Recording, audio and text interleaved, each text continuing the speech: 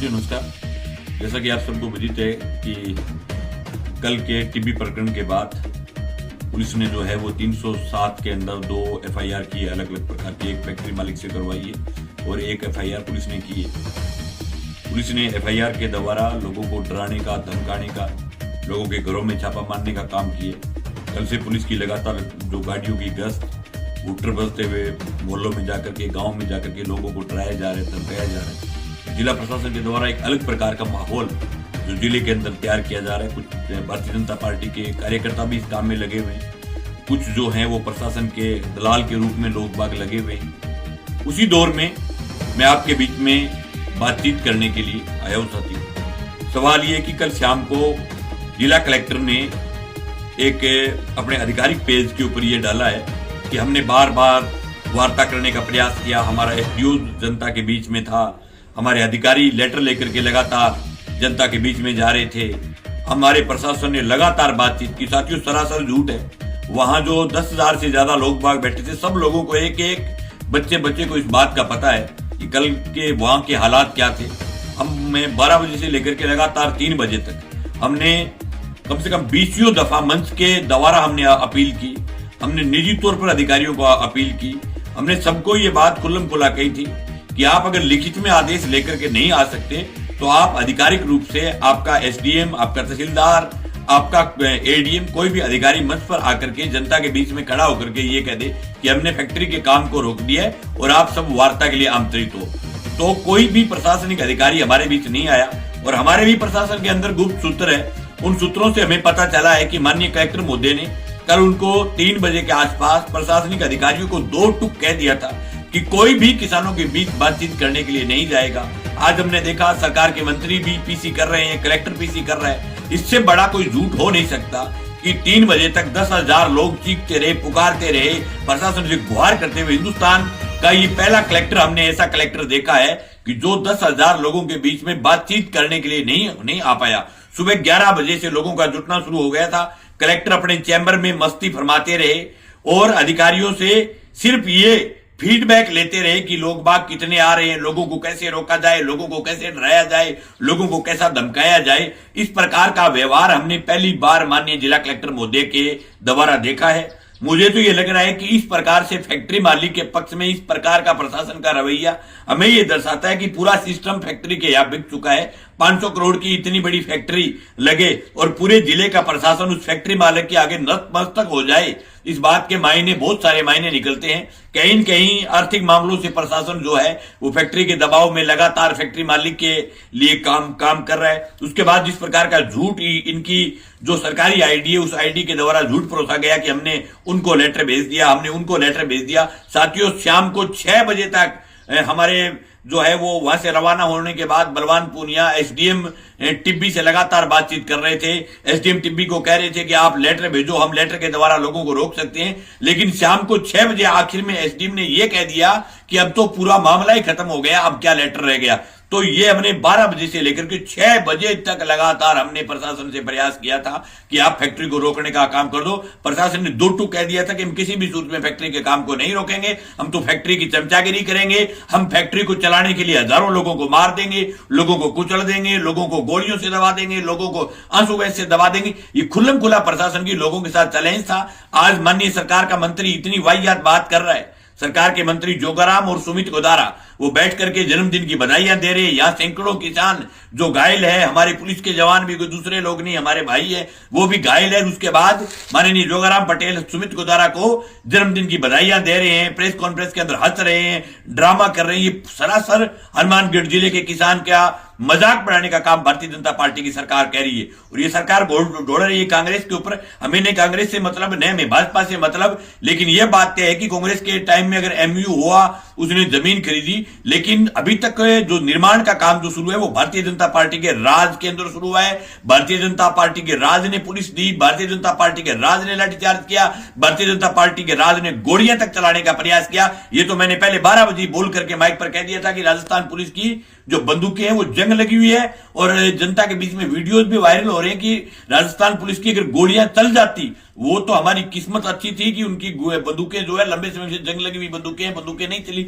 अगर गोली चल जाती तो मैं ये समझता सैकड़ों काश्तकार जो है वो पुलिस की गोलियों से मरते। ये हालात क्यों पैदा हुए? ये हालात मात्र जिले में सिंगल मैन आदमी एक जिला कलेक्टर के कारण हुआ। राजस्थान की पुलिस के जवान भी किसानों के बेटे हैं। उनको मरवाने का काम अगर किसी ने किया है, उनको पिटवाने का काम अगर किसी ने किया है, उनसे किसानों को पिटवाने का किसी ने काम किया तो वो माननीय जिला कलेक्टर हनुमानगढ़ ने किया है। और मुझे जो है ऐसा लग रहा है कि इस कलेक्टर को किसान कौम से ही नफरत है। खुल्लम खुला इस बात का पता चल रहा है कि माननीय कलेक्टर ने सरकार को भी मिसगाइड किया है, या के अधिकारियों को भी मिसगाइड किया है, और पूरे आला अधिकारियों को आज जिस प्रकार से सुबह हंस हंस करके बात बता रहे थे, कलेक्टर कह रहे थे 2022 में शुरू। अरे तेरे को क्या मतलब है 2022 से 2025 से? आप ये बताओ कि कल का घटनाक्रम कैसे हुआ, उसके लिए कौन जुम्मेवार है? उसके लिए खुल्लम खुला मैं कह रहा हूं माननीय कलेक्टर हनुमानगढ़ कुशाल दास यादव जुम्मेवार है, उसके अलावा कोई दूसरा अधिकारी जुम्मेवार नहीं है। अकेले आदमी के कारण पुलिस का पूरा बेड़ा जो है वो माननीय कलेक्टर ने गर्क किया है, पूरी व्यवस्था कलेक्टर ने खराब की है। पूरा जो दंगा हुआ है, पूरे दंगे का जिम्मेवार सिंगल मैन आदमी वो जिला कलेक्टर हनुमानगढ़ है। हमने हजारों बार माइक के माध्यम से हमारे वीडियोस भी कलेक्टर के पास भेजे गए थे बार बार का, लेकिन माननीय कलेक्टर साहब ये चाहते थे कि यहां दंगा हो, दंगा भड़क जाए, उसके बाद हम किसान नेताओं पर एफआईआर दर्ज कर लें, बड़े बड़े मुकदमों में उनमें जेलों में भेज दें, और पीछे से हम कुर्सी लगा करके आराम से हम फैक्ट्री का निर्माण करें। तो हम खुल्लम खुल्ला कहना चाहते हैं भाई, आप हमारे किसी भी ट्रैक्टर वाले को, किसी भी किसान को और कहीं भी जाकर के आप अगर परेशान करने का प्रयास करोगे तो हम इस बात का मुंह तोड़ जवाब देंगे। हनुमानगढ़ जिला जो है वो नेताओं की फैक्ट्री है। यहां अगर एक नेता को गिरफ्तार करोगे तो सैकड़ों नेता गांव गांव में नेता पाए जाते हैं। और आप अगर हुट्टर से, पुलिस के खौफ से, बंदूकों से डराना चाहते हो तो ये जिले की तासीर नहीं है भाई। हनुमानगढ़ जिले के खून में लड़ना है, हनुमानगढ़ जिले के खून में संघर्ष है, हनुमानगढ़ जिले की तासीर में संघर्ष है। यहां के लोग बंदूक की नोक पर कोई काम नहीं करने देते। यहां आप अगर टेबल पर आते, वार्ता करते, 1 दौर की करते, 2 दौर की करते, 3 दौर की करते, वार्ता से हर बात का हल निकलता है। हमने प्रयास वार्ता का किया था, वहां के लोकल अधिकारियों को हमने आगाह कर दिया था कि भाई भीड़ का बहुत ज्यादा गुस्सा है, भीड़ का गुस्सा जायज है, क्योंकि भीड़ 11 बजे से लगातार इंतजार कर रही थी कि कोई प्रशासनिक अधिकारी मंच पर आकर के हमारे पक्ष की बात करेगा। जब 3 बजे तक नहीं की तो आखिर जाकर 3:30 बजे भीड़ का जो गुस्सा है वो फूट पड़ा। लोग रवाना हुए, रवाना होकर के 4 किलोमीटर दूर फैक्ट्री थी, फैक्ट्री तक पहुंचते पहुंचते भी 1 घंटे का समय लगा।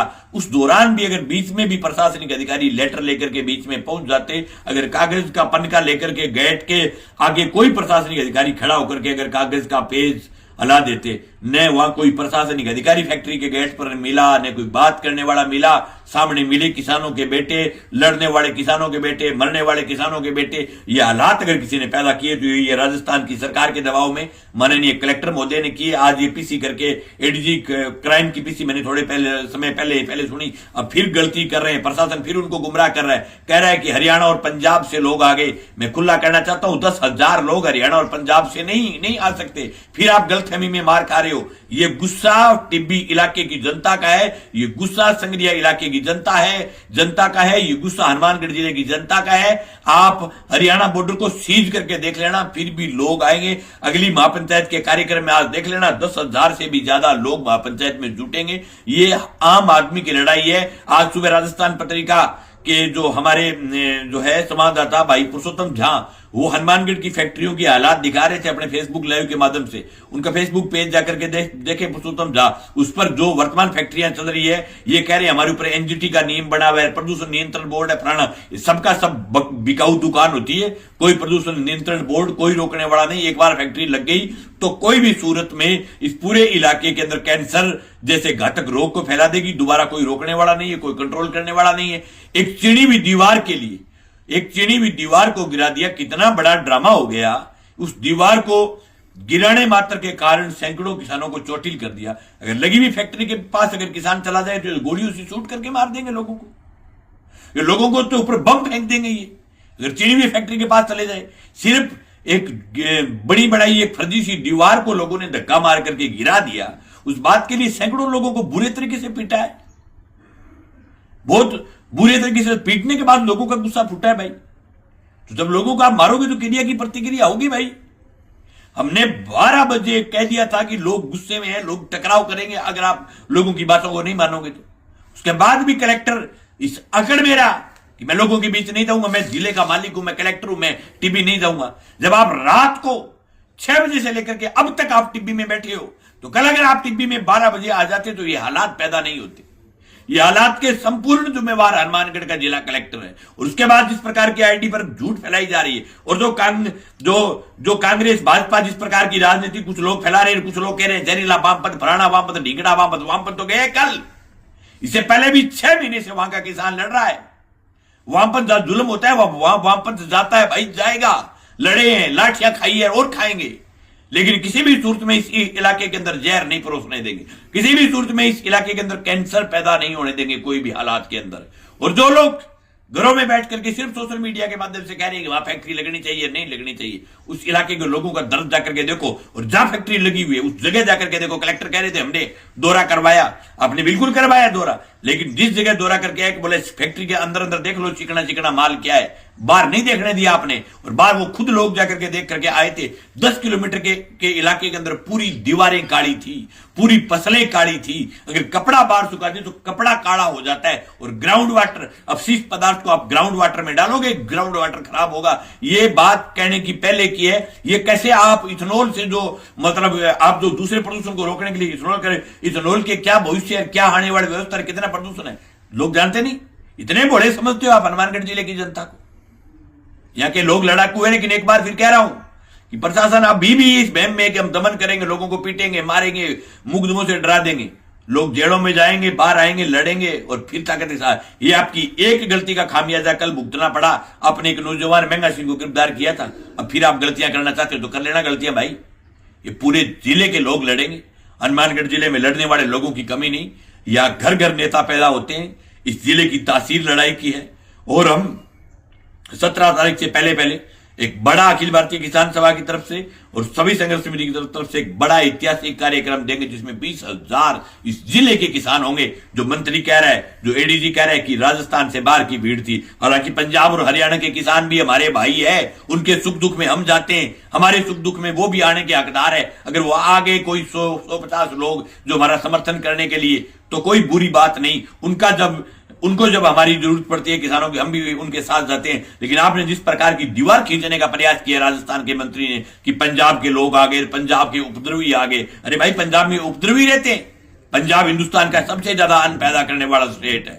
हरियाणा हिंदुस्तान में 2 नंबर पर सबसे ज्यादा अन्न पैदा करने वाला स्टेट है। उनके किसानों के खिलाफ ऐसा वाहियात मंत्री बयान कैसे दे सकता है? राजस्थान का मंत्री जोगाराम पटेल और सुमित गोदारा ने जिस प्रकार की अभी पीसी के अंदर बकवास की कि हरियाणा और पंजाब के उपद्रवी आए, नो, वो उपद्रवी नहीं है, वो हमारे भाई है, वो हमारे सुख दुख में आएंगे। लेकिन उनकी भीड़ नहीं थी, भीड़ इस इलाके की थी। और आपको ये बहम है तो अगले कार्यक्रम में भीड़ देख लेना आंख को चौड़ा करके। और इसी गलती के कारण कल की मार हुई है। यहाँ की प्रशासनिक लाजमे की कमी के कारण पूरा उपद्रव हुआ है। किसानों की कहीं भी गलती नहीं थी। 6 महीने से किसान शांति प्रिय तरीके से लड़ रहा था।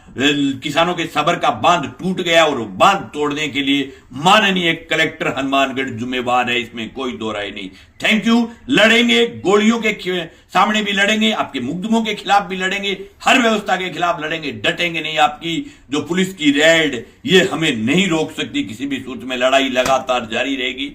जैसी भी हालात है उस हालात में भी लड़ेंगे। पैर के फ्रैक्चर के लिए बहुत सारे साथियों के फोन आ रहे थे, फोन मैंने बंद कर रखा है। पुलिस लगातार छापेमारी कर रही है, जो कॉल डिटेल निकालने में लगी हुई है। हालांकि अगर हमारी जरूरत पड़े तो हम गिरफ्तारी देने से भी पीछे नहीं हटेंगे। लेकिन अभी जरूरत यह है कि इस मूवमेंट को आगे बढ़ाने के लिए संघर्ष समिति का, किसान सभा का, सब नेताओं का आदेश है कि आपको पुलिस की पकड़ से दूर रहते हुए जनता के बीच रहना है। और इस मूवमेंट को अभी आपकी जरूरत है। लेकिन मूवमेंट जब आदेश करेगा तो जेल भी जाएंगे। लाठियां हमने पहले भी खाई है, आगे भी खाएंगे। लाठियों से, गोलियों से डरने वाला नहीं है हनुमानगढ़ जिले का किसान। लड़ेगा किसान, जीतेगा किसान। इथेनॉल फैक्ट्री को बंद करना पड़ेगा, बंद करना पड़ेगा। Thank you.